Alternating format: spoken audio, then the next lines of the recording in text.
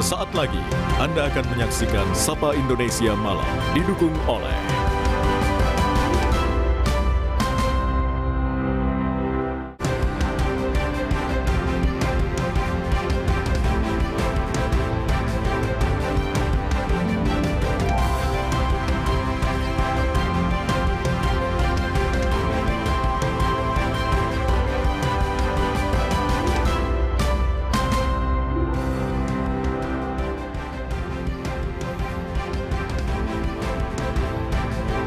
Selamat datang di Sapa Indonesia Malam, Saudara.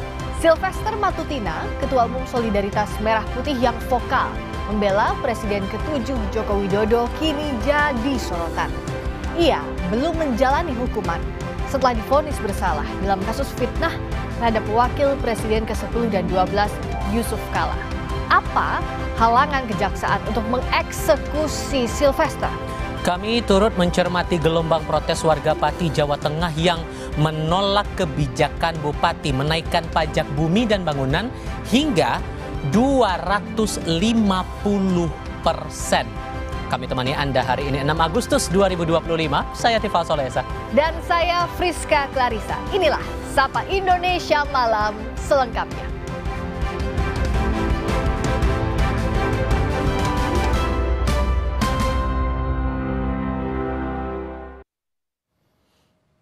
Berita pertama untuk kali ini, tim gabungan menemukan satu korban kapal pengangkut wisatawan yang terbalik di Pelabuhan Sanur, Bali.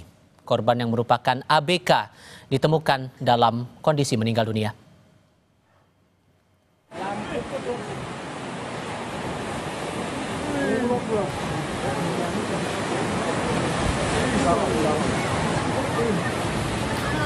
Kapal Bali Dolphin 2 membawa wisatawan terbalik usai dihantam gelombang tinggi sekitar 4 meter dari pelabuhan. Penumpang yang terjun ke laut lalu dievakuasi ke rumah sakit terdekat untuk mendapat perawatan medis. Namun saat kejadian, seorang anak buah kapal dilaporkan hilang.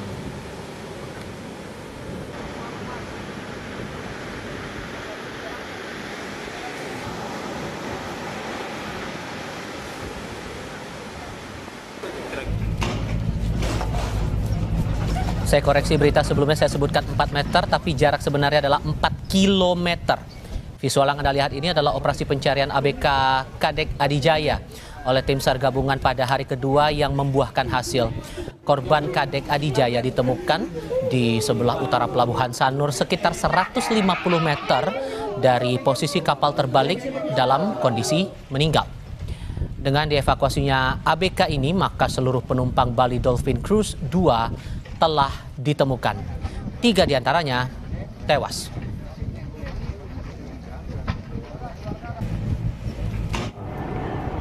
Jenazah atau korban yang diidentifikasikan hilang sebagai ABK kapal Bali Dolphin 2 ditemukan di sebelah utara ujung Pelabuhan Sanur.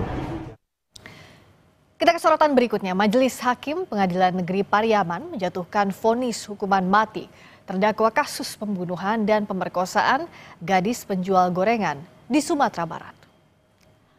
Indra Septriaman alias Indragen mendapat vonis hukuman mati dari Majelis Hakim Pengadilan Negeri Pariaman karena terbukti secara sah melakukan pembunuhan berencana dan pemerkosaan gadis penjual gorengan. Vonis hukuman mati ini sesuai dengan tuntutan jaksa penuntut umum. Orang tua korban Nia Kurniasari menilai vonis hakim sesuai dengan perbuatan pelaku. Sementara kuasa hukum pelaku memastikan akan mengajukan banding.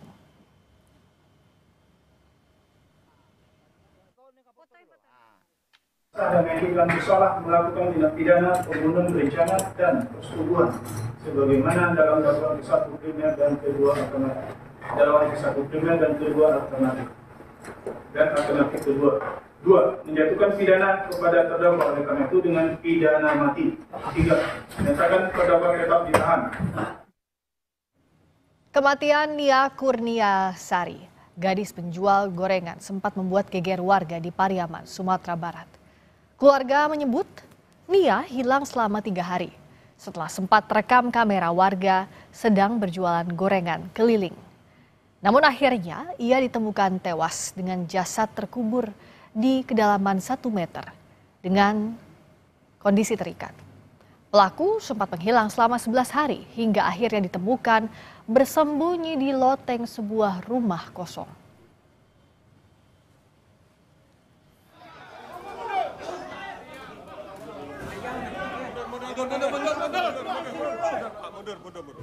Berita berikutnya, Sugi Nur atau Gus Nur yang dipidana karena menghina Presiden ke-7 RI Joko Widodo dinyatakan bebas setelah menerima amnesti dari Presiden Prabowo Subianto. Sebelumnya Sugi Nur terjerat kasus setelah membuat siniar atau podcast yang mempertanyakan keaslian ijazah Jokowi via kanal YouTube. Sugi Nur Raharja terpidana kasus penyebaran berita bohong, ujaran kebencian dan melanggar Undang-Undang ITE resmi bebas murni Rabu siang. Sebelumnya ia mendapat bebas bersyarat. Meski sudah bebas, Sugi Nur mengaku akan tetap kritis pada pemerintah.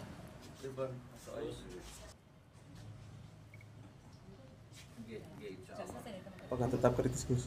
Kritis. Insya Allah ya, itu kan bagian dari panggilan jiwa ya, dari dulu itu bagian dari tugas. Pemerintah itu wajib dikritik, sistemnya, pemerintahannya, bukan orangnya. Kalau orangnya tidak pernah ada masalah, tapi sistemnya itu wajib dikritik. Kita ke kasus hukum lain. Polres Asahan, Sumatera Utara menangkap anggota Badan Narkotika Nasional BNN Kabupaten Asahan. Petugas BNN diduga melakukan perampokan dengan senjata api bersama 2 rekannya.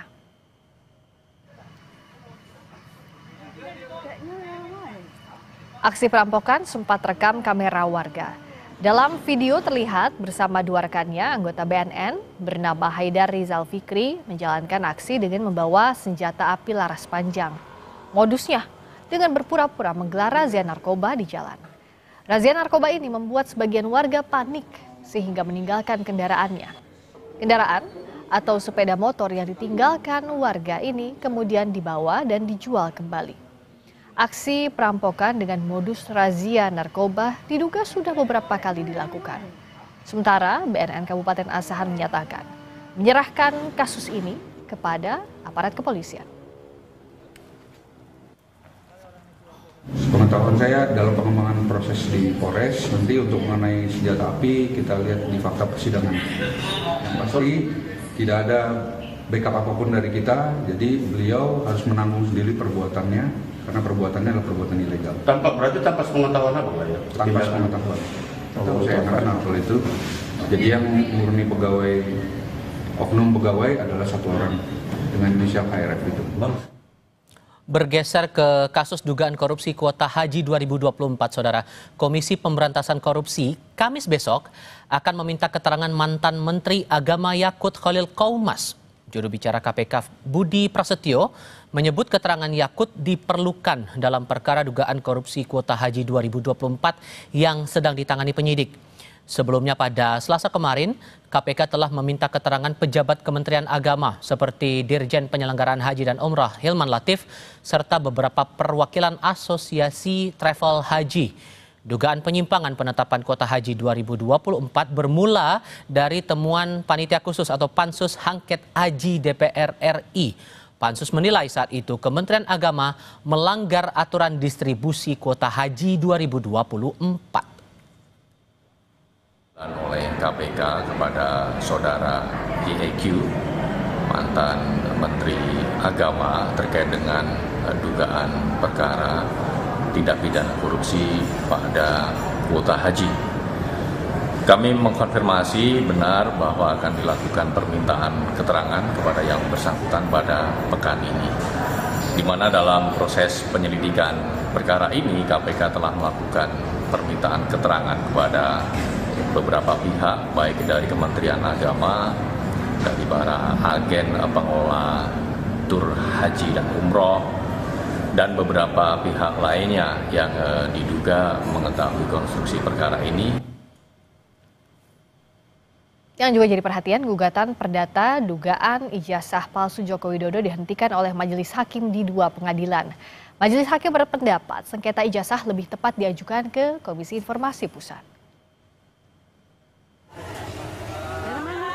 Gugatan perdata tudingan ijazah palsu milik Presiden ke-7 RI Joko Widodo gugur di Pengadilan Negeri Sleman.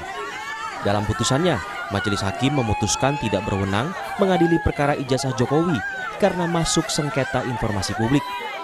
Menurut Majelis Hakim, sengketa tersebut lebih tepat diajukan ke Komisi Informasi Pusat atau Pengadilan Tata Usaha Negara. Dalam putusan surat tersebut nomor 106 itu bahwa Majelis Hakim setelah bermusyawarah menjatuhkan putusan setelah menerima terhadap eksepsi kompetisi absolut.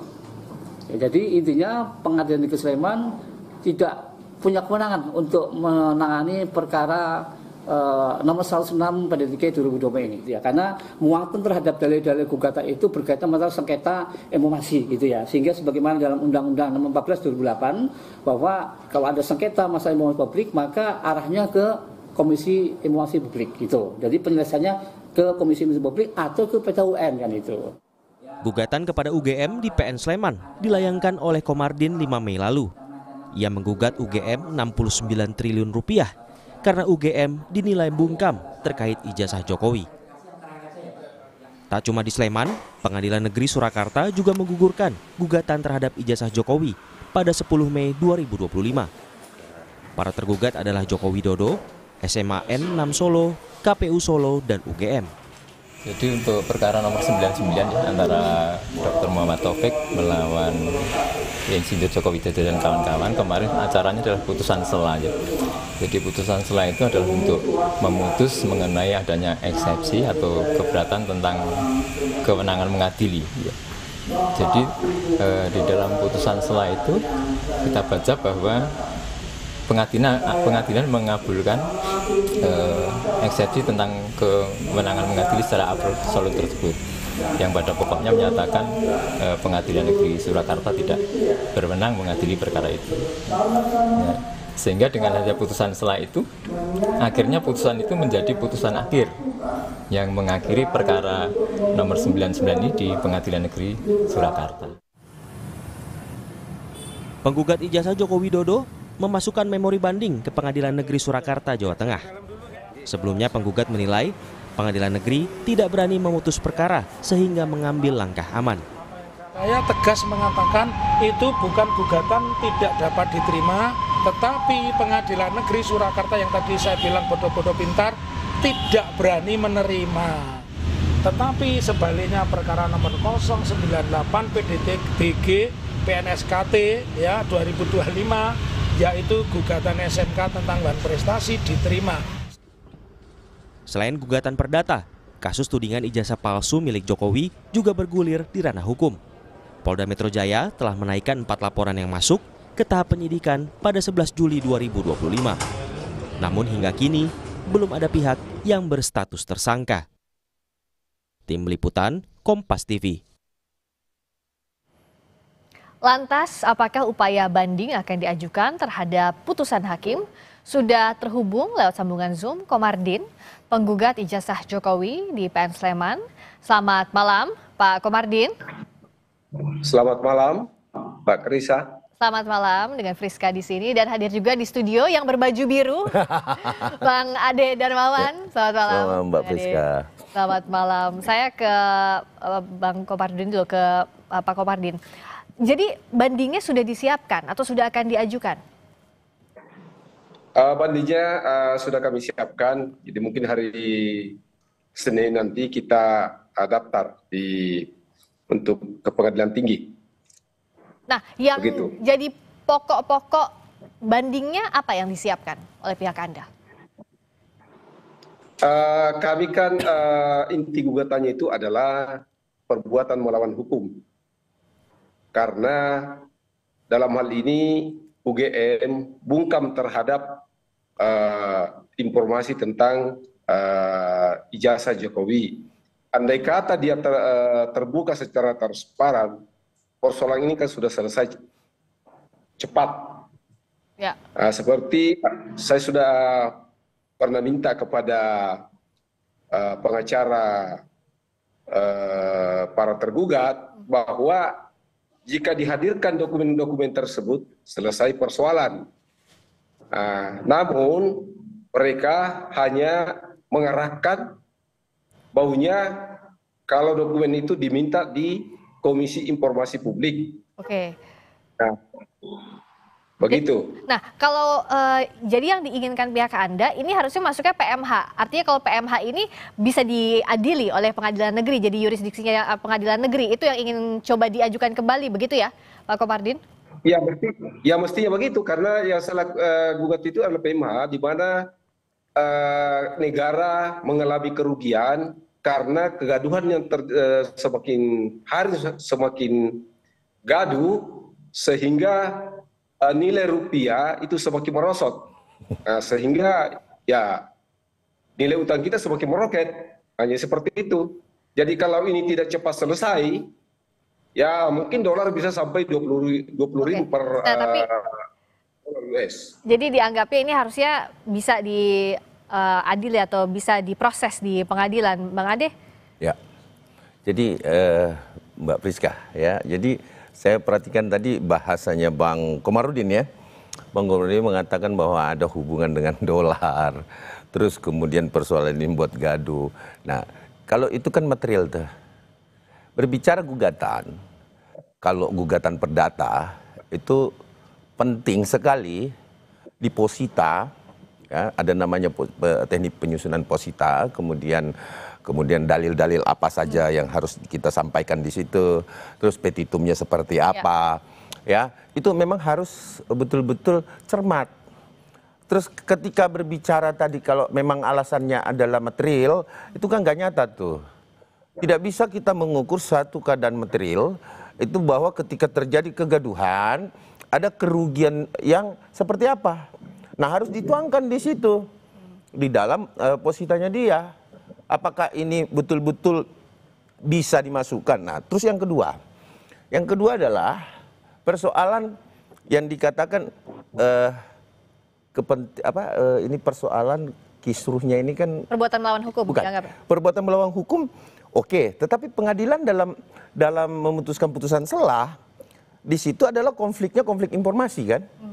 Iya kan? Nah itu KIP, menurut Anda sudah tepat apa yang disampaikan oleh hakim? Kenapa? KIP harusnya beliau melakukan KIP dulu ke komisi, kalau ada dua, Komisi Informasi Daerah, KID, atau kalau misalkan di tingkat itu masih tetap ditolak juga, tentu dia ke Komisi Informasi Pusat. Anda mau bilang bahwa gugatannya salah alamat? Ya pasti. Ini pasti. Kan putusannya jelas dalam eksepsi. Oke. Dalam eksepsi jelas dikatakan kan, kompetensi absolut. Berarti salah alamat. Kenapa? Karena memang ya ini kan teknis penyusunan. Saya nggak tahu Bang Komarudin ini kerugiannya seperti apa, materialnya bagaimana, formilnya seperti apa. Ini nggak jelas gugatannya. Nah, penyusunan positanya dianggap tidak jelas, Pak Komardin. Mungkin Bang Ade tadi itu belum pernah membacanya. Jadi intinya adalah kami gugat UGM itu bukan persoalan kita mau melihat ijazahnya, tetapi UGM-nya kami gugat kenapa dia diam, tidak memberikan penjelasan yang seterang mungkin kepada masyarakat supaya masyarakat percaya bahwa betul-betul ijazahnya Jokowi asli atau palsu. Jangan seperti misalnya skripsi disembunyikan, katanya begitu. Pak Komardin menganggap konferensi pers yang waktu itu yang dilakukan oleh UGM tidak cukup? Ya tentunya tidak cukup karena yang datang itu tidak puas karena dia ingin melihat sesuatu yang meyakinkan, namun tidak seperti itu dilakukan oleh UGM. Nah ini apa itu? Sekarang kita lihat di UGM. Di sini lemahnya. Ini kalau saya perhatikan Bapak Komarudin ini berbicara itu, di sinilah lemahnya nih. Apa itu? Ini pasti tertuang di dalam posita beliau nih. Bahwa kemudian ingin menampilkan satu ijazah, itu kan sengketa informasi. Ada lembaganya. Gitu loh. Bukan peradilan negeri gitu. Bukan itu. Kalau terkait informasi, dia kan menuntut informasi ini agar disebarkan. Dibuka. Kemudian pihak UGM tentunya tidak akan mungkin melakukan itu ketika kemudian tidak ada pengajuan itu dulu. Kenapa? Karena ini kan bukan pihak yang berkepentingan di sini untuk melihat ijazah Pak Insinyur Joko Widodo, Presiden ke-7. Kan gini, ini ada sebab akibat dulu timbul, kemudian setelah timbul sebab akibat adalah hasutan-hasutan itu timbul di masyarakat yang ingin penasaran melihat ijazah ini. Oke, tapi artinya kalau Bang Ade anggap hubungan kausalitasnya sebab akibatnya nggak ada? Tidak ada. Nggak ada hubungan? Nggak ada, karena yang pertama adalah kalau kita melihat, dia kan pengen melihat ijazahnya nih, fisik ijazahnya nih. Iya kan? Berarti sementara yang dinamakan informasi keaslian, ya kan? Bukan fisiknya kan? Otoritas yang berwenang. Oke, kita bahas dulu yang soal ini ya. Sebab akibatnya dianggap tidak ada, Pak Komardin. Nggak ada. Nah, jadi ini Bang Ade ini belum paham ini. Bapak yang nggak paham. Ini siapa yang bilang nggak paham, siapa yang nggak paham? Silakan dijelaskan oleh Pak Komardin gimana? Biar Bang Ade bisa paham ya. Mesti itu sebelum saya gugat itu, UGM itu sudah bertindak. Karena tidak ada tindakan dari UGM, maka kami tuntut UGM. Begitu, bukan berarti bahwa saya serta-merta ingin melihat ijazahnya Jokowi. Saya gugat UGM karena dia melakukan pembiaran. Jadi seperti itu. Jadi begitu maksudnya. Bukan berarti bahwa saya mau lihat ijazahnya ini, ijazahnya itu, dan sebagainya. Karena tidak ada perhatian dari UGM. Tidak memberikan penjelasan kepada orang-orang yang datang sebelum saya gugat. Begitu intinya. Oke, jadi klarifikasi yang disampaikan UGM juga dianggap tidak cukup. Begitu Pak Komardin, ini masuk satu circle yang Pak Komardin sampaikan tadi ya? Iya, sampai sekarang kan UGM masih kontroversi. Mantan rektornya mengatakan Jokowi tidak pernah tamat S1, kemudian tiba-tiba dia cabut lagi. Kemudian saya sampaikan kepada kuasa hukum daripada tergugat bahwa seperti Pak Kasmojo, bahwa supaya gugatan saya cabut, silakan Pak Kasmojo buat pernyataan bahwa betul-betul saya pernah menjadi pembimbingnya Jokowi atau bukan pembimbingnya Jokowi. Karena percayalah ketika itu dilaksanakan, karena UGM tidak semerta-merta bisa menyerahkan itu, ya kan? Karena ini terkait informasi publik, tentu mengarah pada Undang-Undang Nomor 14. Kalau kita mengarah pada Undang-Undang Nomor 14, tentunya kita harus lakukan langkah-langkah yang tentunya sesuai dengan aturan itu. Yaitu permohonan dulu dilakukan. Baru dilanjutkan. Ya, dilanjutkan, terus nanti ya adjudikasinya itu, penyelesaiannya itu akan disuratilah UGM untuk menampilkan ijazah itu. Nah, ini step-step ini akan dilakukan atau tidak oleh Pak Komardin? Tapi jawabnya usai jeda dulu di Sapa Indonesia Malam. Kita masih akan lanjutkan, Bapak-bapak. Tenang.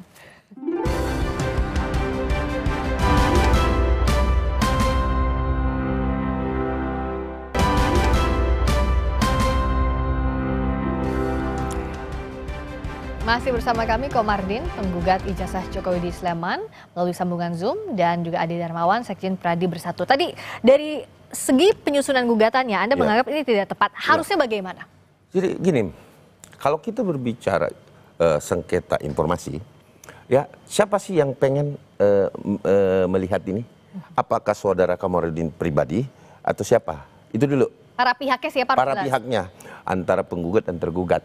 Itu dulu mengajukan ke KIP dengan tata cara melalui menyurat dulu permohonan, kemudian diperiksa, kemudian nanti ada putusan. Nah, ketika sudah diperintahkan untuk membuka informasi itu pasti dipanggil UGM, para pihak. Kan yang digugat ini UGM toh.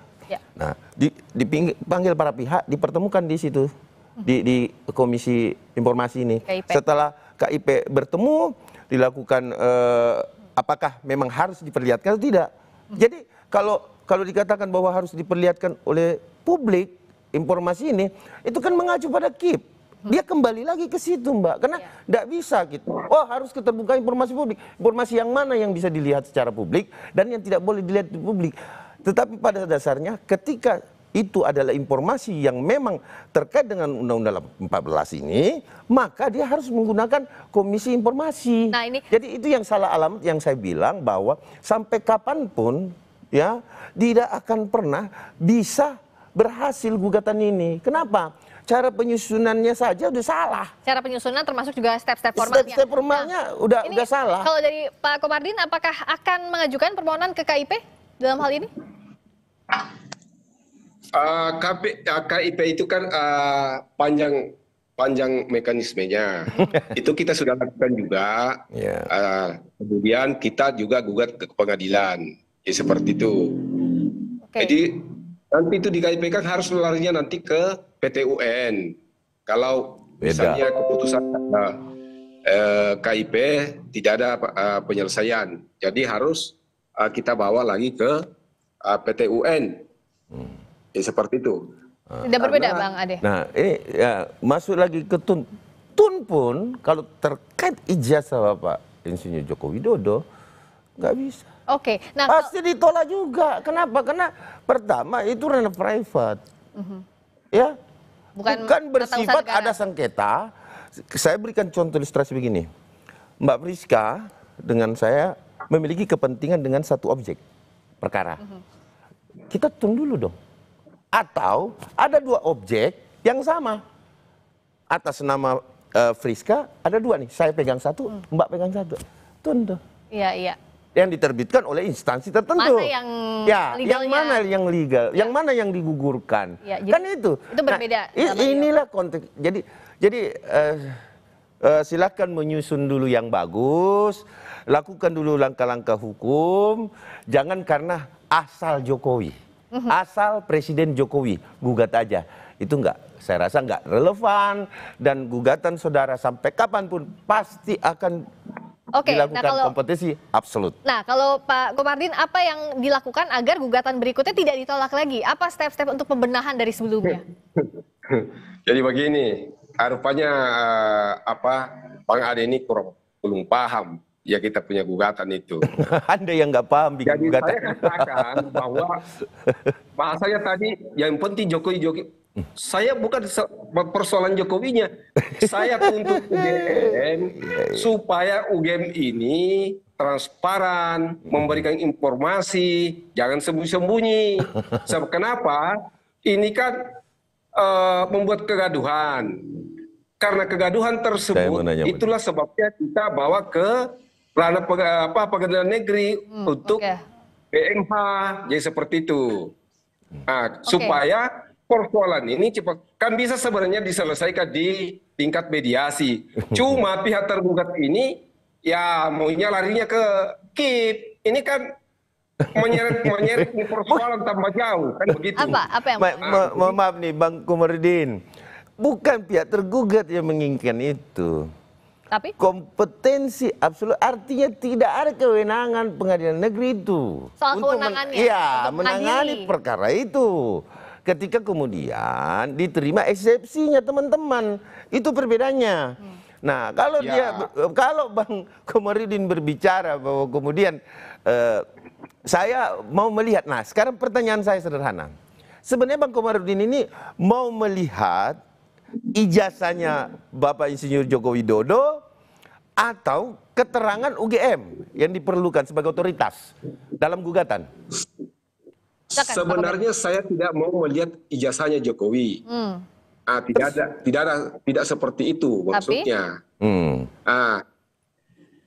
Yang kami mau itu dari awal itu UGM jangan sembunyi-sembunyi. Kasihan Jokowi, artinya kalau disiksa seperti itu. Iya, kan informasinya beda-beda. Kasmojo mengatakan bahwa dia bukan pembimbingnya. Jokowi mengatakan pembimbingnya, polisi mengatakan KKN 83, Jokowi mengatakan 85. Ini kan kacau informasinya. Jadi gini Bang, di sinilah mestinya UGM itu memanggil ini barangnya semua, selesai urusan. Kalau UGM mau, jangan diseret-seret. Wah, kalau mau melihat ini harus ke KIP. Aduh, ini kan orang stinting juga ini. Hati-hati, kita lagi live ya Bang Komardin. rektornya UGM itu diganti semua itu. Oke, iya. Pak Komarudin. Pak Ya, jadi gini, sekali lagi saya sampaikan kepada pemirsa Kompas TV bahwa inilah yang saya anggap sangat menyesatkan. Kenapa? Ini obscure libel. Ini obscure libel ini. Kenapa dia tidak kompetensi absolutnya itu eksepsinya kawan-kawan kita diterima? Karena memang obscure libel ini gugatannya. Kenapa? Saya bertanya tadi, yang Anda mau lihat ijazahnya kah atau keterangan UGM? Ya kan? Ini yang harus jelas. Nah, dia sendiri udah kabur nih. Sehingga saya menyatakan bahwa saudara, saya bukan hakim, tetapi dari pembicaraan yang saya lihat di sini, itu sudah obscure libel. Oke, apakah obscure libel, apakah gugatannya jadi saru, tidak jelas? Tidak jelas. Silakan dibuktikan nanti dari pihak Pak Komarudin yang sudah menyiapkan ya untuk banding dan juga akan ke KIP. Apa hasilnya, apakah ditolak lagi atau justru diterima? Kita akan nantikan proses hukum berikutnya. Terima kasih Pak Komarudin, terima kasih juga Bang Ade Darmawan. Terima kasih. Berikutnya saudara. Terima kasih, Deng. Kembali dengan informasi lainnya, masih di Sapa Indonesia Malam. Kasus yang menjerat Ketua Umum Solidaritas Merah Putih Sylvester Matutina kembali mencuat. Meski telah divonis 1,5 tahun penjara, namun hingga saat ini belum juga ditahan. Selengkapnya kami bahas usai jeda.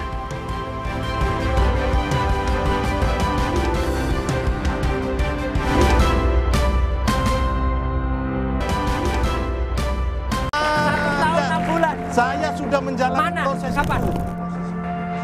Perdebatan sengit antara Ketua Umum Solidaritas Merah Putih Sylvester Matutina dan Roy Suryo sempat terjadi. Keduanya saling serang dalam program Dua Arah Kompas TV. Roy Suryo menuding Sylvester belum melakukan eksekusi terhadap vonis yang dijatuhkan kepada dirinya. Sementara Sylvester mengaku dirinya telah menjalani hukuman tersebut. Tidak pantas tampil dengan orang yang terpidana belum menjalani eksekusi. Jadi ini mumpung saya ada sudah waktunya. menjalani proses yang Anda tidak perlu tahu. Masuk Anda tahanannya tidak kapan? perlu tahu. Loh, nggak bisa. Nggak perlu tahu. Jelaskan Saya ke publik. bukan pejabat publik. Dia harusnya masuk tahanan 1 tahun 6 bulan. 1 tahun 6 bulan. Saya sudah menjalani proses itu. Kapan? Dan kau tidak perlu tahu itu. Kau siapa? Loh, Tidak ada. mumpung ada jelaskan oleh Nggak Kompas bisa. TV. Kapan Saya kamu masuk bukan penjara? penyelenggara negara. Kapan kamu masuk penjara? Lah itu saya sudah menjalani proses itu. Kapan? Mumpung ada waktu yang bagus. Saya nggak perlu jawab itu. Loh, berarti belum masuk penjara. Ini harus eksekusi. Sylvester Matutina dituduh memfitnah Yusuf Kala akibat orasinya pada 15 Mei 2017 lalu. Saat itu, Sylvester menyebut JK sebagai akar permasalahan bangsa. Ketua Komisi Kejaksaan Pujiono Suwandi menegaskan, Sylvester seharusnya telah dieksekusi sesuai dengan vonis yang dijatuhkan, yakni 1,5 tahun penjara. Terkait kasus Pak Sylvester ya, itu sudah inkrah, sudah berkekuatan hukum tetap. Komisi Kejaksaan meminta kepada Kajari Jakarta Selatan untuk segera melakukan eksekusi. Hal senada juga disampaikan Kapus Penkum Kejaksaan Agung Anang Supriyatna. Dirinya menyebut pemanggilan terhadap Sylvester Matutina telah dilakukan oleh Kejari Jakarta Selatan.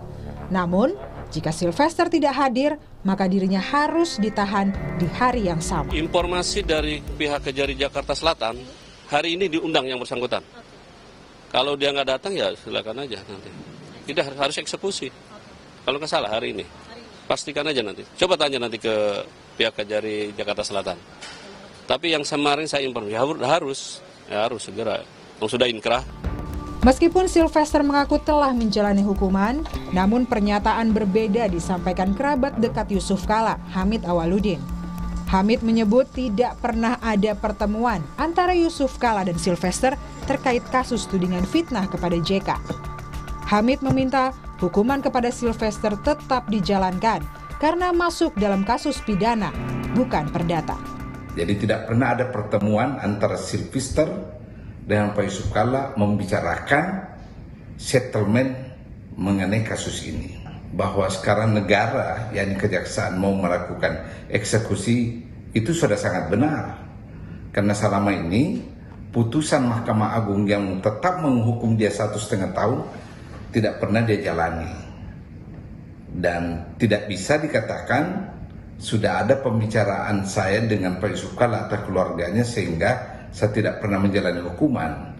Ini kan pidana, bukan perdata. Sylvester Matutina divonis 1,5 tahun penjara dan kasusnya pun sudah lama ingkrah. Namun hingga saat ini dirinya belum juga ditahan. Sylvester terbukti bersalah karena memfitnah Yusuf Kalla melakukan praktek korupsi dan nepotisme. Sylvester juga menuding JK sengaja menggunakan isu SARA dalam Pilkada DKI Jakarta tahun 2017. Tim Liputan Kompas TV. Keputusan vonis telah inkrah sejak lama, namun hingga saat ini Sylvester Matutina masih belum juga menjalani hukuman.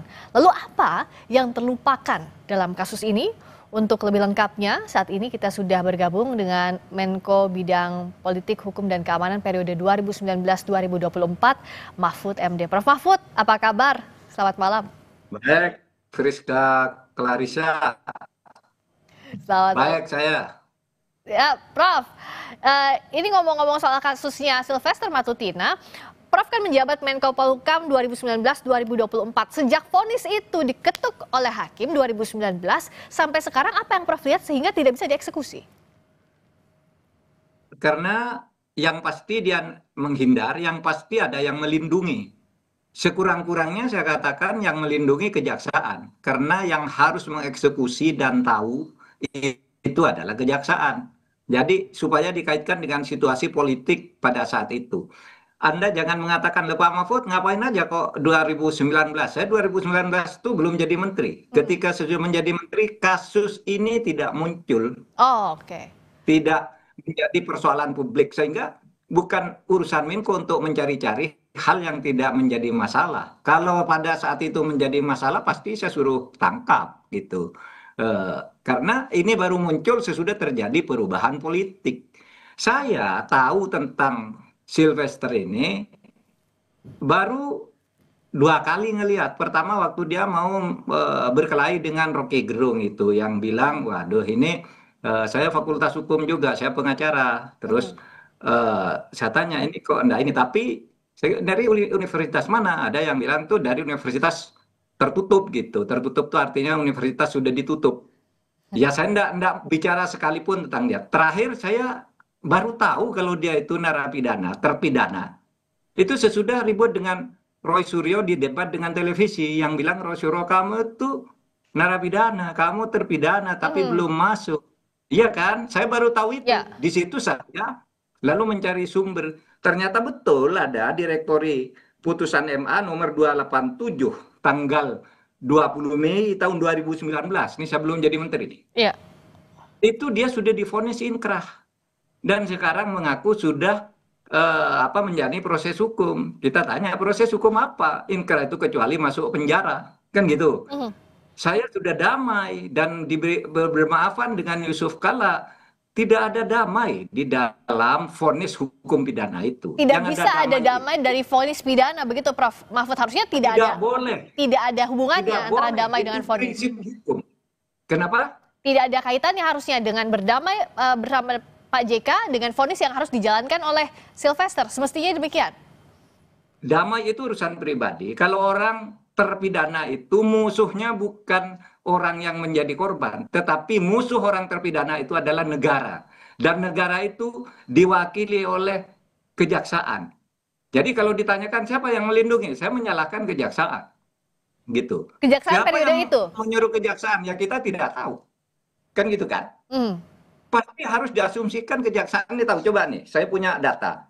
Di tahun 2025 saja, sejak bulan Februari sampai sekarang, orang ditangkap oleh kejaksaan karena menghindari hukuman. 1 Ramlan di Bogor, 17 Juni 2025 baru nih. Kemudian Rifae, 19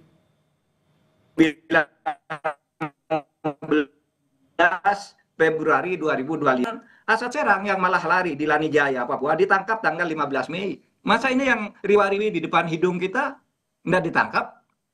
Kan kejaksaan itu punya tim tabur namanya. Tim tangkap buronan atau tim tangkap orang kabur. Ini yang nangkap orang-orang ini tadi. Nah oleh sebab itu kejaksaan harus segera melakukan eksekusi atas ini, ya sebenarnya harus dijemput, nggak usah dipanggil orang. Ini sudah 6 tahun gitu kan? Ya, Prof. Kalau Prof tadi yang mengatakan bahwa yang diduga melindungi adalah kejaksaan, artinya siapa yang harus diperiksa terkait dengan tidak dieksekusinya Sylvester Matutina sejak dikenakan vonis 2019?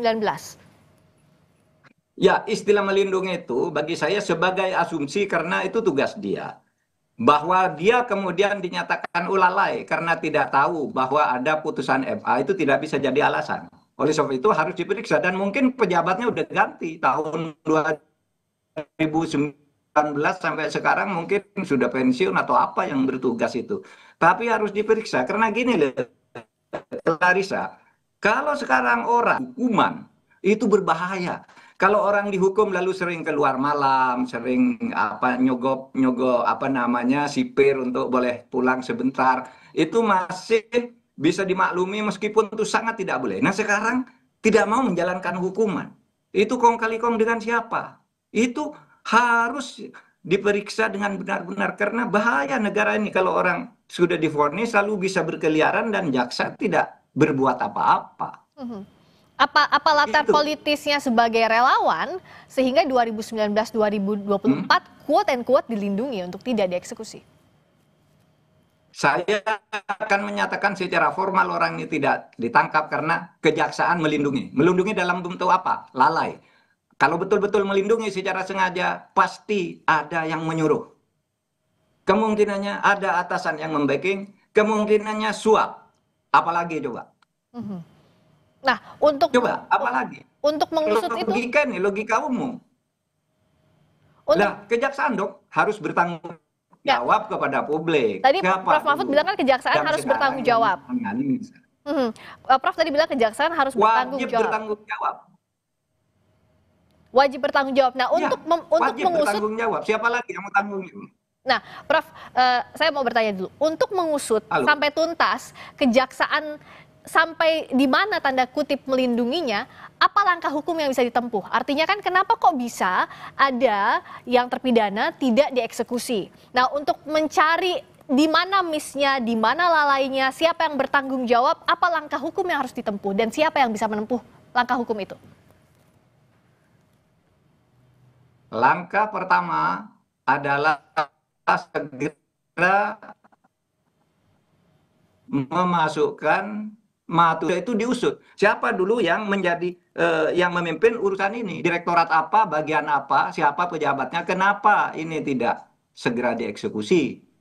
Gitu, nanti akan ketemu itu siapa yang memesan, apakah ini pemain politik atau pemimpin pemerintahan, menteri atau apa, itu harus diusut. Karena ini bahaya kalau ini dibiarkan. Orang boleh bertanya seperti Anda bertanya tadi, "Loh Pak Mahfud, Anda kok diam aja pada saat Anda di situ?" Loh, kasus ini tidak muncul. Kalau sudah tahu saat itu muncul, ya saya pasti berteriak agar segera dieksekusi gitu. Loh, menteri kok tidak tahu? Ya tidak tahu. Itu kan bukan urusan Menko untuk tahu semua urusan yang ada dari Sabang sampai Merauke.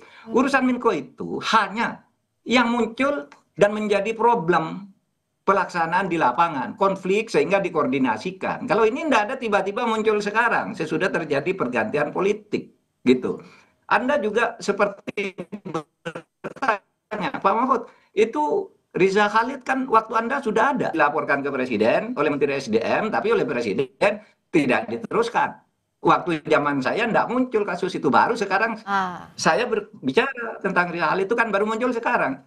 Seorang Menko itu kan tidak harus tahu semuanya, kecuali ada laporan di saat itu atau muncul sebagai isu yang panas di tengah-tengah masyarakat, baru seorang Menko itu mengkoordinasikan agar ini semua jalan. Prof Mahfud tampaknya terputus. Prof Mahfud bisa gitu. Oke, sudah tersambung lagi. Itu Clarissa. Ya, tadi sempat sedikit terputus, Prof.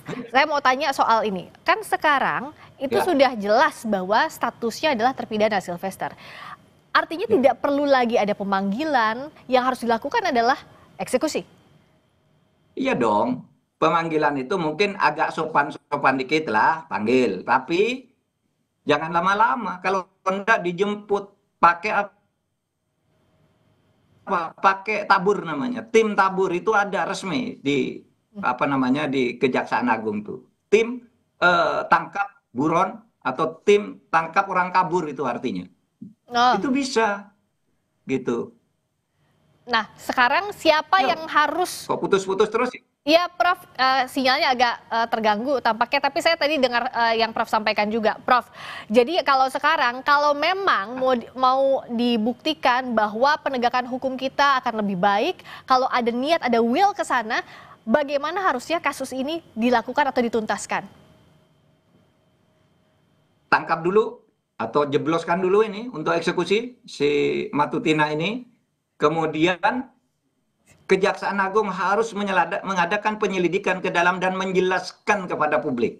Saya tadi mendengar ya penjelasan dari orang Kejaksaan Agung itu yang sangat sama sekali tidak profesional dan tidak bertanggung jawab. Dia hanya menjawab nanti kita mungkin itu putusannya belum sampai.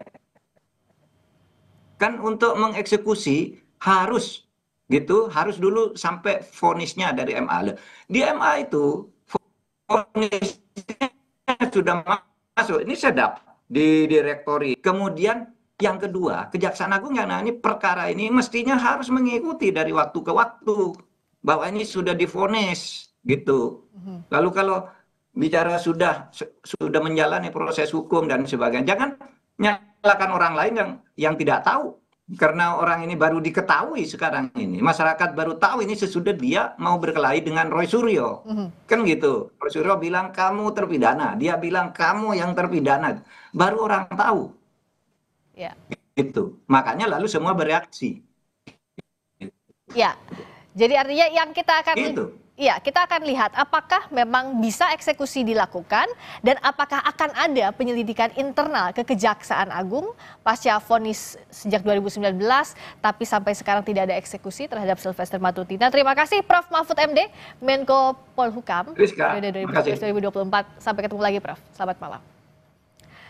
Berikutnya saudara, kami kembali dengan sorotan lain. Kebijakan Bupati Pati Jawa Tengah menaikkan pajak hingga 250% memicu gelombang protes warga. Kita bahas usai jeda bersama Tifal Solesa di Sapa Indonesia Malam.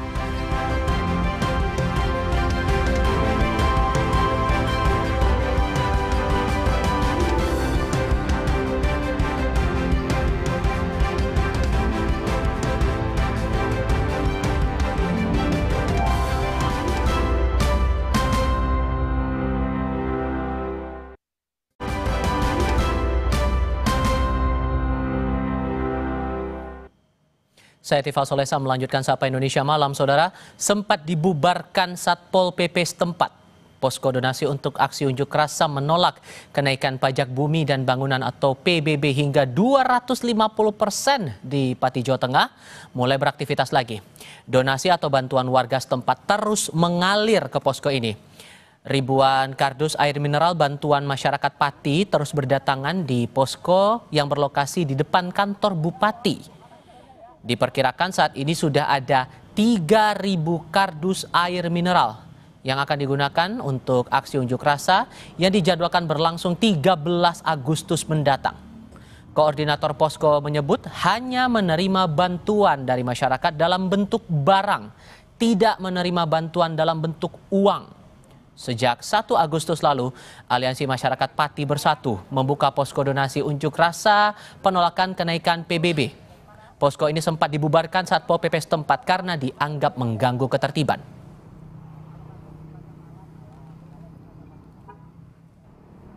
Hanya menerima barang atau ada uang juga, Mas? Sementara kita tidak menerima uang. Kenapa? Ya kita bentuk barang biar bisa untuk konsumsi nanti juga di tanggal 13. Kebijakan Bupati Pati Jawa Tengah memicu gejolak protes warga. Mereka menolak keinginan Pemkab menaikkan pajak bumi dan bangunan perdesaan dan perkotaan atau PBB 2 hingga 250%. Kericuhan sempat terjadi di posko penggalangan donasi untuk memprotes kebijakan tersebut. Petugas berdalih keberadaan posko donasi mengganggu ketertiban umum.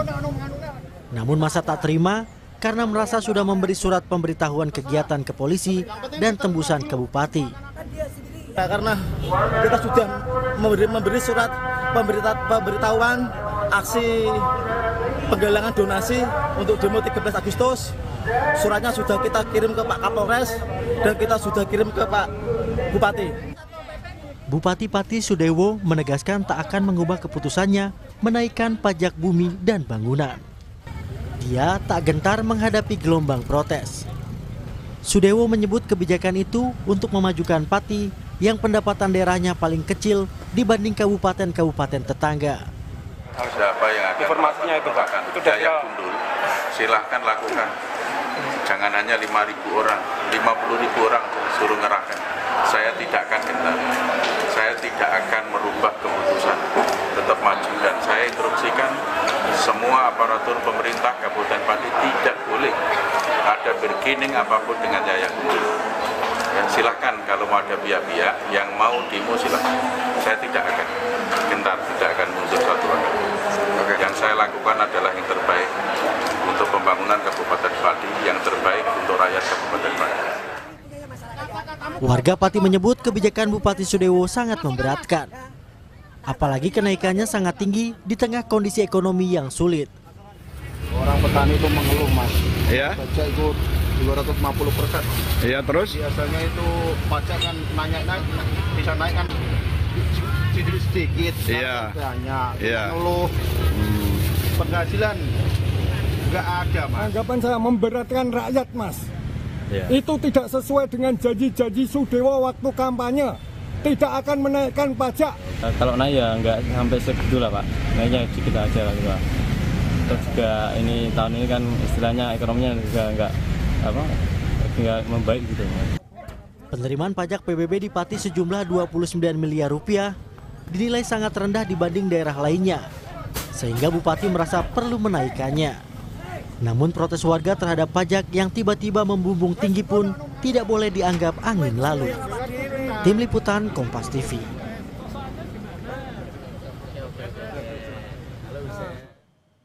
Meski diprotes warga, Bupati Pati Jawa Tengah menegaskan tidak akan mengubah kebijakannya atas kenaikan PBB P2 hingga 250%. Mengapa begitu? Nanti kita akan dengarkan penjelasan dari Bupati Pati Jawa Tengah Sudewo lewat sambungan dalam jaringan yang akan coba kami terus komunikasikan soal ini. Tapi sejauh ini untuk di studio Kompas TV sudah bergabung bersama kami pengamat kebijakan publik Trubus Rahadiansyah. Pak Trubus, apa kabar Pak? Ya, selamat sore. Sehat selalu Pak. Terima kasih sudah mau bergabung bersama kami. Nanti kita juga akan segera bergabung nanti Pak Bupati Pati Jawa Tengah. Oke, tampaknya sudah bergabung ya Pak Bupati dengan Tifal di studio Jakarta. Apa kabar Pak? Ini saya TV, Pak. Saya dengan Kompas TV. Oke, kita coba perbaiki dulu komunikasinya di sini. Oke, Pak Trubus begini. Setelah Anda baca peraturan Bupati itu 17 tahun 2025, secara umum ada hal yang ganjil tidak menurut Anda dari proses keluar kebijakan ini? Iya, saya lihat ini proses konsultasi publiknya itu yang jadi problem, dan dalam hal ini kenaikannya yang begitu ini besar gitu, harusnya sampai 250%, dan memang ada alasan di situ karena ada 14 tahun, setidaknya harusnya sejak tahun 2011 ya, harusnya sudah bisa dinaikkan. Dari sisi itu mestinya nggak ada problem, mestinya loh. Tetapi kan menjadi problem karena apa? Karena ini menyangkut publik, subjeknya adalah publik itu sendiri. Sorry saya harus potong, karena tampaknya kita sudah bergabung dengan Bupati Pati Jawa Tengah Pak Sudewo lewat sambungan dalam jaringan saat ini. Pak Sudewo dengan Tifal di sini, apa kabar Pak? Kabar baik, alhamdulillah. Terima kasih sudah mau bergabung dan meluangkan waktu berbicara untuk Kompas TV. Pak Trubus bilang ini angkanya terlalu besar dan ada beberapa protes warga juga yang kita dengar tadi lewat paket informasi kami yang menganggap angkanya terlalu besar. Sehingga Pak, sebetulnya sampai keluar angka 250% itu hitung-hitungannya gimana Pak? Begini ya, kenaikan atau penetapan besaran pajak itu terakhir di tahun 2011. Sampai dengan tahun 2000 ini, 2025 ini baru kami naikkan. Jadi selama 14 tahun ini tidak pernah dilakukan penyesuaian NJOP. Sementara sesuai dengan undang-undang itu harus dilakukan penyesuaian paling lambat 3 tahun sekali. Jadi artinya dalam kurun waktu 3 tahun itu bisa dilakukan penyesuaian lebih dari 1 kali. Jadi kalau kita hitung secara konsisten selama 14 tahun ini sesuai dengan undang-undang justru bisa akan naik lebih dari 1.500%. Tetapi kami hanya mengambil sebesar 250%. Dan proses dalam pengambilan keputusan ini itu sudah kami musyawarahkan dengan para kepala desa dan juga beberapa tokoh masyarakat. Kebijakan ini sebenarnya bukan sekarang. Kebijakan ini sebenarnya sudah dari sejak bulan Mei yang lalu. Proses bayaran pajak sudah berjalan.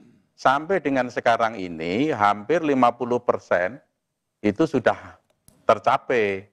Dan insya Allah sampai dengan bulan September, paling lambat bulan Oktober, pembayarannya ini sudah lunas. Jadi kami bukan mengambil keputusan pada saat sekarang ini. Ini sudah berjalan lama. Di satu sisi itu. Yang kedua, kondisi keuangan daerah Kabupaten Pati ini sangat memprihatinkan. Pendapatan daerah itu hanya sebesar 14% dari APBD. Jadi ruang fiskal kami ini sangat terbatas, sangat tidak sehat. Hanya sisa sedikit saja untuk belanja modal. Sementara beban pembangunan infrastruktur jalan di Kabupaten Pati ini sangat besar.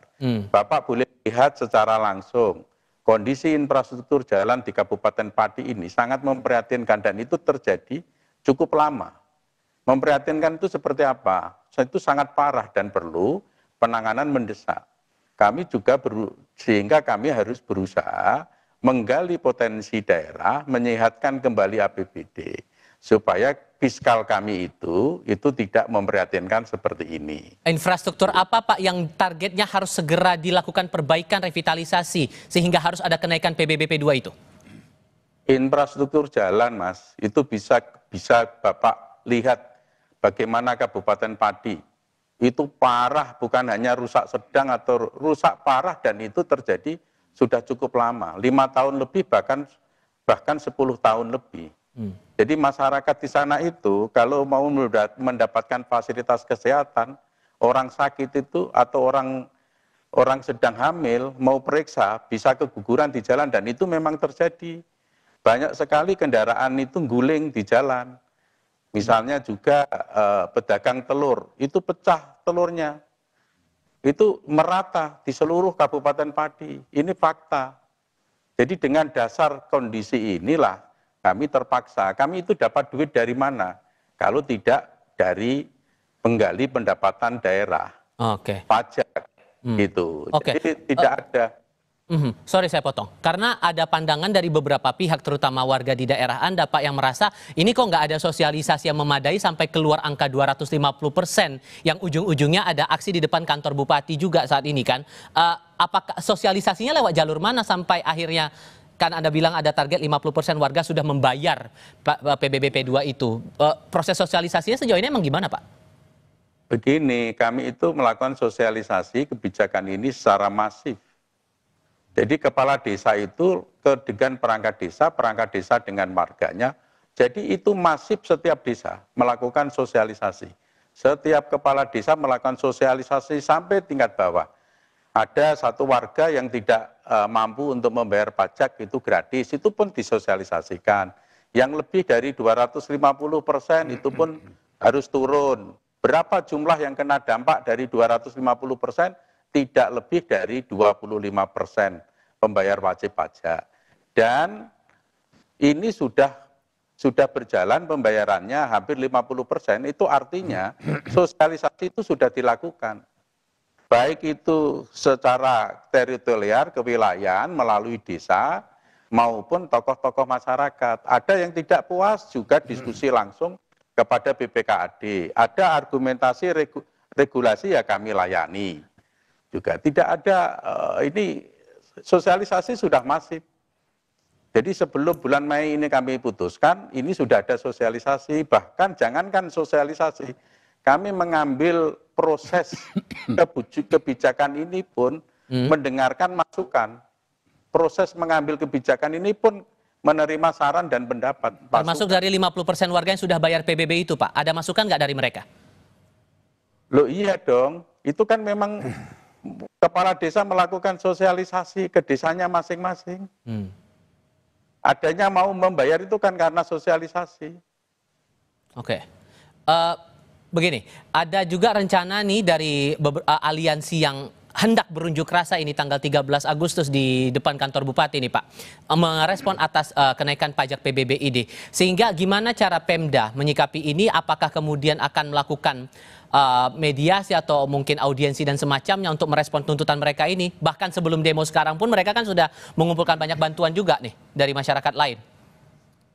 Sebenarnya demikian, kami itu tidak pernah melarang masyarakat melakukan demo, menggalang pendanaan, nggak pernah kami larang dan tidak pernah kami halangi. Penggalangan dana itu sudah berjalan dari 1 minggu yang lalu. Tapi mengapa kemarin itu kami tertibkan? Tertibkan itu maksudnya kami ingin pindahkan. Jangan di titik itu, karena titik itu adalah lintasan kirap hari jadi Kabupaten Pati yang akan kami laksanakan besok. Hanya untuk memindah tempat saja. Tetapi dia tidak mau, mereka keras. Barang memang kami bawa ke Satpol PP untuk proses negosiasi dengan mereka, supaya mereka mau memindah barang tersebut. Tetapi karena dia keras, itu kami mengalah. Demi situasi Kabupaten Pati aman dan kondusif, kami mengalah, kami kembalikan. Dan bisa dilihat secara detail di video itu, ada nggak petugas kami dari pemerintah Kabupaten Pati yang keras, yang kata-kata kasar saja tidak ada. Yang apalagi melakukan pemukulan tidak ada sama sekali. Dari pihak kami itu persuasif, tidak ada sama sekali. Sehingga nanti kalau mereka demo tanggal 13 akan ada rencana buat audiensi nggak Pak, kira-kira? Saya justru ingin mengajak mereka untuk berbicara, untuk mediasi. Sementara sampai sekarang ini setiap elemen masyarakat yang menginginkan audiensi dengan kami, pasti kami layani kok. Pasti kami layani. Kalau pihak ini juga mau audiensi dengan kami, juga kami layani. Kami itu hanya menghimbau kepada seluruh elemen masyarakat Kabupaten Pati, termasuk elemen ini, itu menahan diri, jangan emosi. Karena kita harus sama-sama menjaga supaya situasi Kabupaten Pati ini aman dan kondusif. Jangan sampai dinilai oleh orang luar sana, utamanya oleh para investor, Kabupaten Pati ini mencekam, membahayakan, sehingga mengganggu iklim investasi. Kan sangat merugikan rakyat Kabupaten Pati. Rakyat kan ya butuh lapangan pekerjaan dengan investasi itu. Saya mohon menahan diri. Oke, sehingga walaupun kemudian masih ada protes dari beberapa pihak, dari Pemda masih akan tetap menerapkan kebijakan PBB 250% ini, Pak? Mas, ini sudah berjalan. Tidak akan berubah ya? Ini sudah berjalan sampai pembayaran hampir 50%. Dan nanti akan kita lihat perkembangannya seperti apa. Kalau memang betul itu nanti ada sesuatu yang ini, kami pun terbuka kok diskusi. Tapi warga dengan kesadarannya mereka membayar pajak ya kasih kesempatan dong, kasih ruang dong. Jangan sekian banyak orang ya kemudian kita harus mengikuti sedikit orang. Ini kan demi pembangunan. Kabupaten Pati sangat memprihatinkan keuangannya. Dan saya juga heran kok 14 tahun tidak pernah dilakukan penyesuaian NJOP itu saya juga heran. Begitu. Baik. Tentu ada harapan bahwa ini bisa lebih banyak sosialisasinya digerakkan lagi karena ini tujuannya untuk penggerakan infrastruktur di sana. Pak Bupati, terima kasih banyak sudah meluangkan waktu berbicara untuk kami. Saya selalu ya Pak, selamat malam. Terima kasih masukannya untuk memperbanyak komunikasi untuk sosialisasi. Terima kasih. Terima kasih kembali Pak, selamat malam untuk Anda. Dan sejauh mana kemudian merespon tadi Pak Trubus, apa hal-hal yang sudah dijelaskan oleh Pak Bupati tadi dengan angka dan alasan-alasan dasar-dasarnya dan bahkan tertuang dalam Perbup 17/2025 cukup realistis atau tidak? Jawabnya nanti ya Pak ya? Kita jeda sebentar, kami akan segera kembali untuk Anda.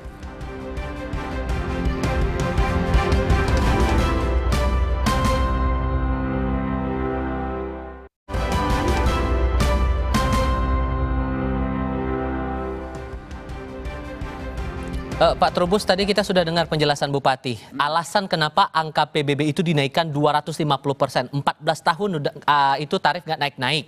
Dan pendapatan daerahnya, kalau saya kutip pernyataan beliau juga dalam kesempatan berbeda, nilai PBB-nya bahkan lebih rendah dibandingkan daerah lainnya di wilayah Jawa Tengah. Masuk akal nggak alasan itu? Iya, menurut saya itu alasan yang kurang tepat gitu loh Mas, dalam konteks apa sesungguhnya kalaupun ya itu alasan dijadikan dasar, harus ada semacam ini Mas, pentahapan ya dalam proses itu. Artinya ketika mau ditetapkan itu sebagai 250 naiknya itu juga harus dihitung secara terbuka, karena kan dalam konteks pajak itu mesti yang menjadi persoalan adalah masalah transparansi Mas. Nah, ketika transparansi dibuka, publik itu tahu, itu saya rasa tidak akan menimbulkan satu perdebatan. Ini kan sepertinya ada satu ya ketidakjelasan mengenai mengapa angka itu keluar. Itu kan masalah di situ. Yang tadi pun Anda sudah menangkap itu atau tidak? Belum menangkap apa ya kan, sebenarnya apa yang ada di dasar di situ yang dikatakan selalu mengenai kondisi real, jalan-jalan rusak di sana, infrastruktur sana. Yang kedua mengenai APBD-nya sendiri yang sangat kecil dibandingkan dengan daerah lain seperti itu. Nah, ini kan sesuatu argumentasi yang menurut saya terlalu bersifat top down gitu ya, top down, sehingga apa yang disampaikan merupakan satu kebenaran yang dipaksakan. Jadi warga ini, yang kedua kalau memang itu sebagai suatu kebenaran yang disepakati, mestinya nggak ada warga yang protes dong, nggak ada resistensi. Buktinya ada resistensi berarti di situ ada ketidakpuasan dari warga terhadap kebijakan itu, karena sebuah kebijakan itu akan diterima oleh publik manakala kebijakan itu membawa manfaat. Ini kan kemanfaatannya barangkali belum bisa dijelaskan oleh pihak Pemda terkait dengan dia menaikkan sampai 250% itu. Meskipun kemudian klaimnya bahwa 50% warga sudah bayar PBB P2 itu. Iya, kalau itu dijadikan alasan itu kan saya rasa itu kan masih dalam tanda petik perlu pendalaman. Karena apa? Bisa saja dia terpaksa karena memang harus bayar kondisinya, atau memang kondisi-kondisi tertentu yang menyebabkan mereka mengikuti aturan itu kan itu. Tetapi yang jelas dengan kondisi 50% itu masih bisa kan melakukan dikaji ulang apakah hal-hal yang perlu sudah berjalan ini kan bisa dalam perjalanan berikut itu ada namanya evaluasi. Ya, evaluasi seperti apa kan bisa dilihat dari tren itu sendiri, dan bagaimana kemudian masyarakat yang menolak. Nah, di situ juga dijelaskan tadi masyarakat yang miskin, masyarakat yang tidak mampu katanya kan diberikan semacam gratis. Nah, ini kan jumlahnya juga berapa? Ini kan juga hal, kalau memang ini membawa kemanfaatan secara publik, saya rasa itu akan diterima. Apapun jumlahnya mau besar sampai 200% atau tadi katakan malah sampai 1.500 ya kenaikannya, karena niat awalnya karena sejak tahun 2012 dan itu hanya diambil ternyata 250% saja, kecil. Nah, ini kan sesuatu yang harus diedukasi ke masyarakat dulu dong, terlepas dari sosialisasi, edukasi masyarakat, karena masyarakat akhirnya akan tahu bagaimana juga masyarakat lebih cerdas sebenarnya dari pembuat kebijakan itu sendiri. Tapi alasannya kan juga krusial karena banyak jalan yang rusak sehingga berpengaruh juga pada perputaran ekonomi di daerah itu, sehingga itulah yang membuat dasar bagi Bupati untuk melakukan kenaikan angka sebesar itu, Pak. Kalau itu yang terjadi kan untuk membuat istilahnya mendatangkan cuan lah, katakan ya cuan. Itu kan tidak harus dari pajak, Mas. Bisa saja kan Bupati melakukan tadi sebut investor. Kan misalnya artinya melakukan KPBU kerjasama pemerintah badan usaha kan bisa untuk melakukan perbaikan jalan, infrastruktur, atau bisa saja hal-hal lain bisa dilakukan oleh pemerintah. Dalam hal ini misalnya hutang, pinjam dulu kan bisa. Misalnya seperti itu yang dilakukan oleh negara secara langsung kan hutang. Dan sebetulnya itu lebih gampang? Lebih gampang, artinya sambil menunggu bahwa pajak ini akan disesuaikan. Jadi penyesuaiannya kan dikatakan misalnya kan 3 tahun. Kalau 3 tahun berarti bisa berkali-kali kan di situ. Ya udah dia bikin aja bertahap sampai di titik yang tapi tidak ujuk-ujuk 250% kan, itu yang menjadi orang terkejut dan merasa ini tersinggung di situ kan gitu. Ini masalahnya kan. Yang kita juga mau dengar adalah dari tim hukum Aliansi Masyarakat Pati Bersatu yang rencananya bakal melakukan demonstrasi tanggal 13 Agustus nanti di Pati, Jawa Tengah. Sudah bergabung saat ini dengan Mas Gule di sini ya. Mas Gule, apa kabar Mas dengan Tifal? Alhamdulillah sehat. Oke, tadi Pak Bupati sudah berbicara kepada kami di segmen sebelumnya dan menjelaskan berbagai alasannya. 14 tahun PBB di Pati itu nggak naik-naik. Kebutuhan mendesak untuk perbaikan jalan yang rusak sehingga memastikan perputaran ekonomi di daerah bisa berjalan lebih baik. Plus nilai PBB di Pati terbilang lebih rendah ketimbang kabupaten kota lain se-Jawa Tengah. Kalau Anda melihat kebijakan ini mewakili teman-teman aliansi, masuk akal nggak? Atau apa yang keliru menurut teman-teman? Baik, terima kasih dari Kompas TV telah kami diundang untuk menyampaikan aspirasi masyarakat Kabupaten Pati. Namun sebelumnya saya belum menjawab yang disampaikan oleh Bupati tadi, saya perlu menyampaikan dulu bahwa kita ini adalah negara hukum. Nah, kalau kita negara hukum, otomatis kita sebagai masyarakat, termasuk para pejabat, harus mengikuti aturan yang telah ditentukan oleh undang-undang. Dalam hal ini masalah pajak. Pajak ini telah ada peraturan daerah nomor 1 2024. Khususnya pasal 7 mengatakan pajak itu boleh naik mulai dari 20% ke 100%. Oke. Nah, di pasal selanjutnya memang ada aturan di pasal 8 kalau nggak salah ayat C atau ayat E itu mengatakan memang bupati Perda itu memberikan kewenangan kepada bupati. Namun kalau bupati membuat perpuk atau peraturan bupati tidak boleh melampaui atau kewenangan yang telah diatur sebelumnya dalam peraturan Perda. Sehingga apa yang disampaikan Bupati melalui media itu sudah melanggar hukum. Oke, melanggar hukumnya dalam konteks apa dulu nih? Dari 100%. Dalam konteks apa dulu dianggap bahwa melanggar hukum itu? Presentasinya kan di Perda sudah mengatakan pajak itu boleh naik 20% ke 100%. Maksimalnya hanya 100% itu pijakannya ya? Iya, itu yang diatur di dalam Perda. Itu pasal 7. Oke. Nah, kalau Bupati sekarang mengatakan karena kebutuhan pembangunan jalan, pajak beberapa tahun nggak naik, itu Bupati salah. Di tahun 2018-17 pajak itu naik di Kabupaten Pati ini. Feeling kami, mungkin Bupati saya ini tidak pernah membayar pajak, makanya dia nggak tahu. Bahkan ketika kami kemarin mendatangi Pemda bersama masyarakat dan ketemu dengan Sekda, kami sampaikan bahwa pajak ini sudah beberapa kali naik.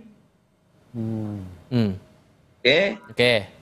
Kalau lagi alasannya karena kebutuhan dan sebagainya, jalan rusak, itu kan dananya kan banyak bisa kita cari.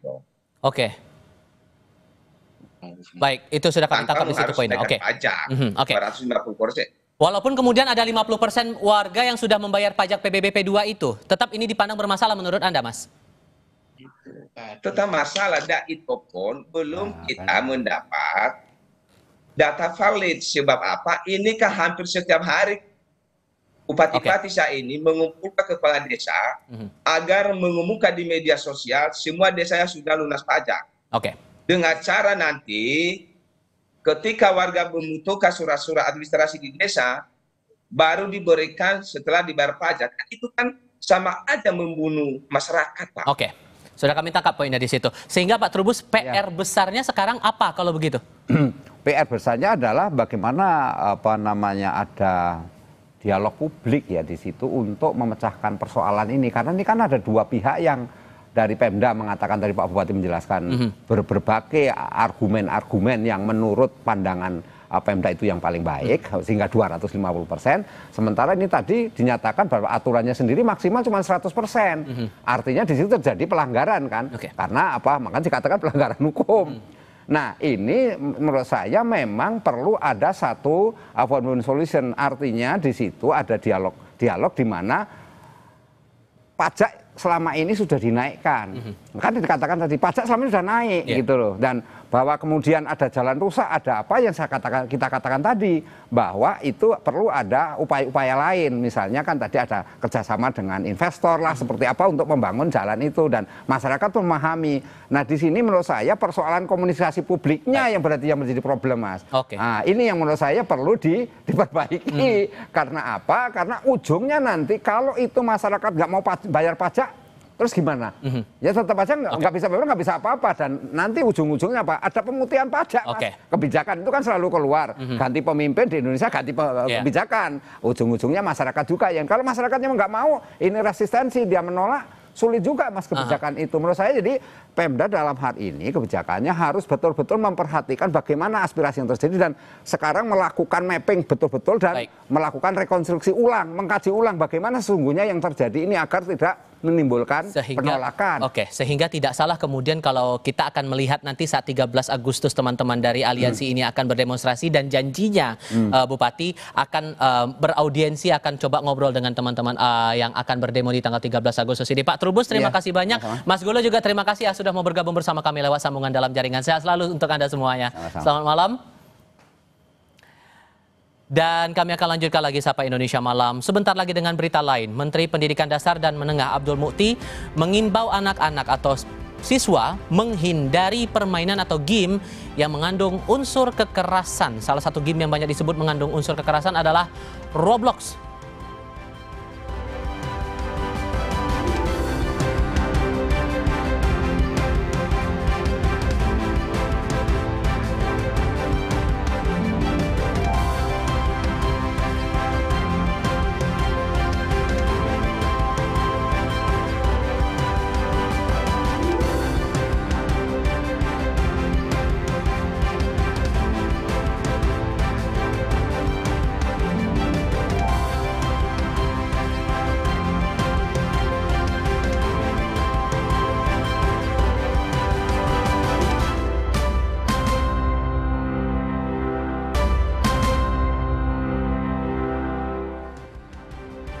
Masih di Sapa Indonesia Malam, Saudara. Direktorat Reserse Kriminal Khusus Polda Daerah Istimewa Yogyakarta menangkap 5 pemain judi online.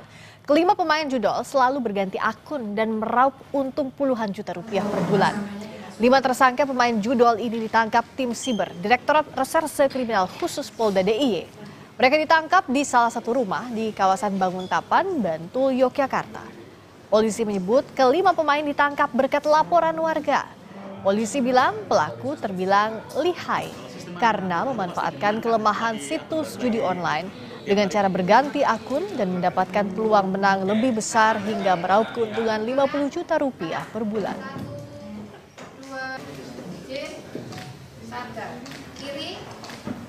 Dari masyarakat termasuk jaringan kita, termasuk kebersamaan Polri, termasuk dari Intel mengemas dari informasi masyarakat itu, kami lakukan penyelidikan, ya, karena tugas kami harus membuktikan ada barang bukti, tidak gegabah kami untuk melakukan pengamanan, penangkapan, dan sebagainya.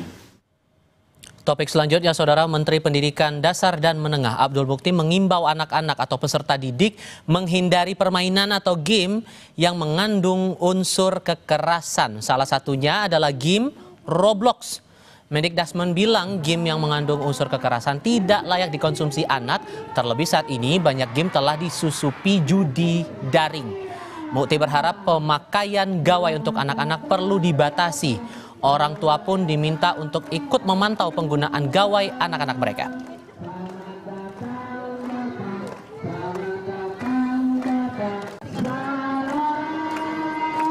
Sejak awal harus kita pandu anak-anak kita ini untuk mereka tidak mengakses informasi-informasi termasuk game-game yang mengandung kekerasan. Apalagi, mohon maaf, sebagian dari game itu juga ada sudah mulai disusupi dengan judi online dan sebagainya, sehingga karena itu maka penggunaan gawai oleh anak-anak ini semaksimal mungkin dibatasi. Kontrol orang tua sangat penting agar mereka tidak menggunakan media ini secara berlebihan. Pemerintah membuka kemungkinan pemblokiran game-game yang memuat konten kekerasan termasuk Roblox. Mensesnek Prasetyo Hadi menyatakan jika sudah melewati batas dan memengaruhi perilaku anak-anak, pemerintah tidak akan ragu untuk menutupnya. Tidak hanya game Roblox, apapun itu. Berarti nanti apakah akan dilakukan pemblokiran terhadap game tersebut atau gimana gitu Mas? Ya kalau memang kita merasa sudah melewati batas, ya apa yang ditampilkan di situ mempengaruhi perilaku dari adik-adik kita, ya tidak menutup kemungkinan kita mau melindungi generasi kita, nggak ragu-ragu juga kita. Kalau memang itu mengandung unsur-unsur kekerasan, ya kita tutup, nggak ada masalah. Kami juga mencermati pencari kerja yang memadati bursa kerja atau job fair di Kota Bogor, Jawa Barat di Bogor Trade Mall yang berlangsung selama 3 hari mulai hari ini, 6 Agustus hingga 8 Agustus mendatang. Terlihat ya saudara, antrean pencari kerja masuk ke arena job fair di Bogor Trade Mall yang sudah terlihat sejak pagi hari. Di job fair Kota Bogor ini, pencari kerja tidak perlu membawa berkas lamaran. Mereka cukup datang ke booth perusahaan untuk registrasi dan prosesnya dilanjutkan secara daring atau online. Total 33 perusahaan lokal maupun nasional ikut dalam job fair kali ini dengan jumlah 2.800 lowongan meliputi 120 posisi. Diharapkan job fair kali ini bisa mengurangi pengangguran di Kota Bogor dan sekitarnya.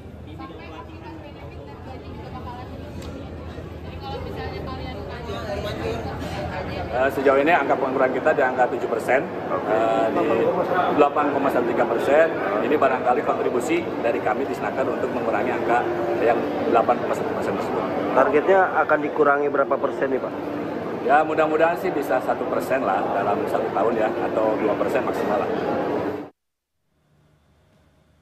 Angka pengangguran, badai PHK, dan menambah lapangan kerja masih jadi pekerjaan rumah pemerintah. Hal ini membuat pekerjaan layak dengan penghasilan tetap masih jadi barang mewah di negeri ini.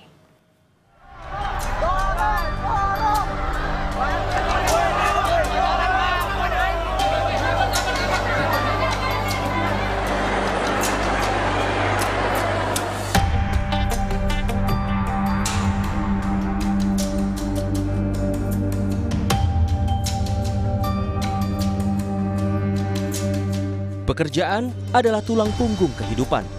Tapi bagi sebagian orang, pekerjaan layak dengan penghasilan tetap masih jadi barang mewah dan angan-angan. Fajar salah satunya. Sarjana ilmu komunikasi ini sudah 3 bulan belakangan mondar-mandir mendaftar ke berbagai perusahaan, tapi selalu gagal. Padahal, ia punya cukup pengalaman di sejumlah bidang, mulai dari pemasaran hingga media. Ia sadar lapangan pekerjaan tak sebanding dengan jumlah pengangguran dan persaingan yang semakin ketat di antara angkatan pekerja. Kita tuh udah apply, cuman kayak gagal padahal udah sesuai sama requirement yang ada. Saya tuh harus dapat kerjaan gitu, karena kan saingan juga sama para job seeker lainnya. Terus juga kan di Indonesia ini angka pengangguran kan semakin meningkat, otomatis juga kayak ya saya tuh bersaing dengan ribuan orang gitu di sini untuk mendapatkan pekerjaan. Sementara pencari kerja lainnya seperti Uci bahkan sudah luntang-lantung selama lebih dari 2 tahun. Perjuangan sarjana ilmu manajemen ini kerap kali kandas di tengah jalan saat terbentur kualifikasi dari pemberi kerja yang semakin kompleks.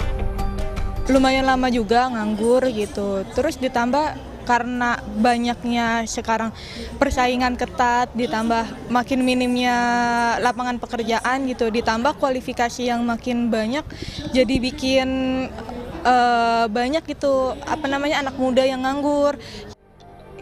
Per Februari 2025, Badan Pusat Statistik mengungkap jumlah pengangguran Indonesia bertambah hingga lebih dari 80.000 orang atau mencapai 7,28 juta orang dibandingkan bulan Februari tahun lalu.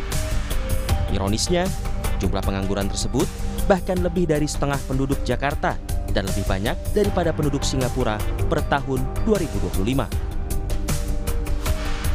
Guna mengurangi pengangguran, Menteri Ketenagakerjaan Yasir Lee bilang, Kemenaker akan berkolaborasi dengan sejumlah pihak termasuk perusahaan. Salah satu kolaborasi itu yakni mengintegrasikan platform layanan penyedia informasi lowongan pekerjaan. Ada Career Hub, ada Biz Hub, Kita sudah mengintegrasikan juga dengan portal-portal swasta. Kami ajak, ayo kita sama-sama. Ada isu terkait tentang kesulitan mencari lowongan pekerjaan itu seperti apa. Bisa nggak kita kolaborasi? Selain menambah lapangan kerja, pemerintah juga masih punya pekerjaan rumah agar jumlah pekerja yang mengalami PHK tak bertambah. Kementerian Ketenagakerjaan mencatat jumlah pekerja mengalami PHK dari bulan Januari hingga Juni 2025 mencapai lebih dari 42.300 orang. Angka ini meningkat lebih dari 32% dibanding periode sama tahun lalu, yakni sekitar 32.000 pekerja mengalami PHK. Pekerja yang mengalami PHK tersebut termasuk Fajar. Oleh karenanya, ia meminta pemerintah segera membuktikan janjinya untuk menciptakan jutaan lapangan kerja. Saya harap sih pemerintah lebih bijak ya dalam membuat lapangan pekerjaan itu semakin merata dan lebih luas. Saya harap sih untuk pemerintah ya yang sudah berjanji terkait 19 juta lowongan pekerjaan tolong ditepati ya. Sementara itu, Uci berharap pemerintah punya aturan tegas agar menghapus batasan usia yang akan mempersulit para pencari kerja.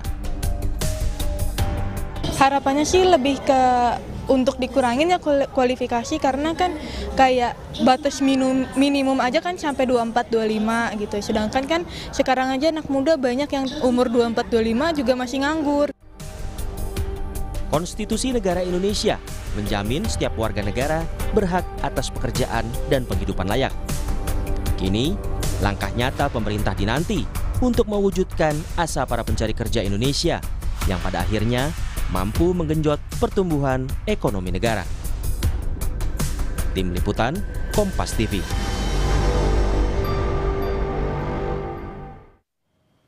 Sesaat lagi di Sapa Indonesia Malam, 8 organisasi sekolah swasta di Jawa Barat mengajukan gugatan terhadap Gubernur Deddy Mulyadi ke Pengadilan Tata Usaha Negara Bandung. Gugatan berkaitan dengan kebijakan penambahan maksimal 50 siswa per kelas untuk jenjang SMA SMK di Jawa Barat. Tetap di Kompas TV.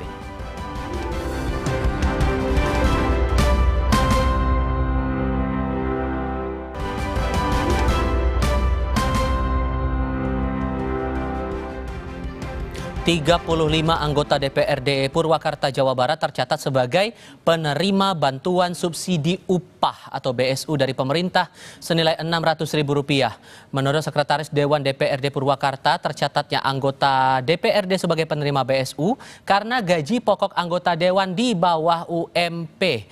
Sekretaris DPRD Purwakarta membantah mengusulkan nama anggota Dewan itu untuk menerima bansos. Dari data penerima bansos tercatat 35 nama anggota Dewan beralamat di gedung DPRD Jalan Pramuka Purwakarta. Menurut Sekretaris DPRD Rudi Hartono, tercatatnya para anggota DPRD itu disebabkan pencatatan sistem di BPJS karena gaji pokok anggota Dewan di bawah upah minimum provinsi. Keseluruh nama itu sepakat tidak mengambil uang bantuan dan mengembalikannya ke kas negara.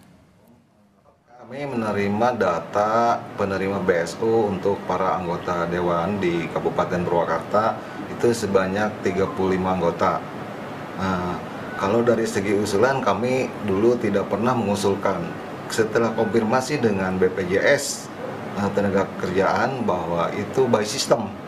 Jadi ada beberapa anggota DPRD yang gaji atau upahnya di bawah UMP secara 8 organisasi sekolah swasta di Jawa Barat mengajukan gugatan terhadap Gubernur Jawa Barat Deddy Mulyadi ke Pengadilan Tata Usaha Negara Bandung.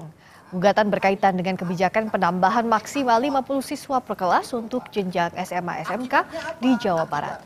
Gugatan diajukan oleh 8 organisasi, diantaranya Forum Kepala Sekolah SMA Swasta Provinsi Jawa Barat, Badan Musyawarah Perguruan Swasta Kabupaten Bandung, Kabupaten Cianjur, dan Kota Bogor. Mereka mengajukan gugatan terhadap keputusan Gubernur Jawa Barat tertanggal 26 Juni 2025 tentang petunjuk teknis pencegahan anak putus sekolah ke jenjang pendidikan menengah di Provinsi Jawa Barat beserta aturan turunannya, baik yang telah terbit maupun yang akan diterbitkan, yaitu mengenai kebijakan penambahan jumlah siswa per kelas menjadi maksimal 50 orang. Dampak dari kebijakan ini, sejumlah sekolah swasta di Jawa Barat mengaku kekurangan siswa baru. Tapi kalau kita negara hukum, jadi semua semua warga negara ya punya hak yang sama untuk mendapatkan keadilan hukum, dan tentu salah satunya melalui gugatan ke PT UN. Kami hormati dan tentu kami persiapkan ya untuk menghadapi. Kami segera kembali, tetap di Kompas TV.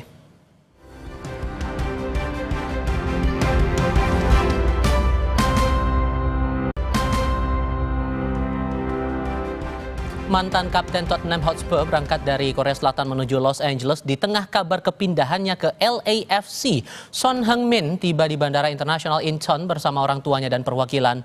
Son dikabarkan telah setuju bergabung dengan tim MLS dengan nilai transfer 26 juta dolar Amerika Serikat.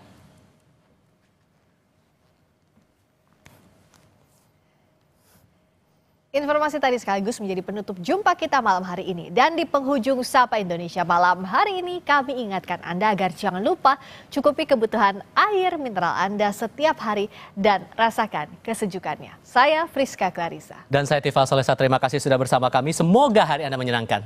Selamat malam.